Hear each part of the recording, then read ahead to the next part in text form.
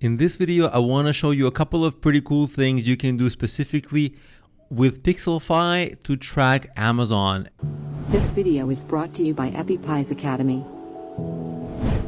If you click on create tracking link, you see that it's a little confusing. There's like different links you can do. So I'll actually show you some cool links you can create. So look, this Supreme 2.0 URL, click that. And we'll see that it's going to give us a few options. First of all, you can enter your own Amazon affiliate ID. So if somebody promotes you, you can collect the Amazon affiliate commission for yourself and make money if you sell that product too, right? So you can do it both ways. So the link will incorporate your affiliate ID and you can enter your ASIN right into it as well. So and you can enter the keyword that you want to target. So if I want to target keywords like fundraising, I would put it here like this and the URL would have it. So this is something that it gives you. This is just basically a more powerful way to create Amazon promotion links that actually can make you more money if your Amazon affiliate ID is used. Or if you use an influencer and that influencer has an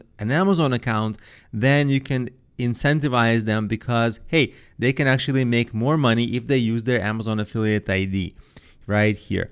So that's something you can do. Now, another option you have is if I say create tracking link again, the other option is URL Rotator. So for example, let's say you give it to an influencer and they drive a lot of traffic. Well, if it looks like they're using one keyword to promote that product, one search keyword that's entered into URL, maybe that's not good. So a better way is to give it like a few different keywords. So if you use that example of the fundraising book, one keyword can be fundraising, another keyword can be fundraising ideas, another keyword can be fundraising ideas for nonprofit or nonprofit fundraising. So that way it looks more natural when it looks like people are coming from different searches to that page.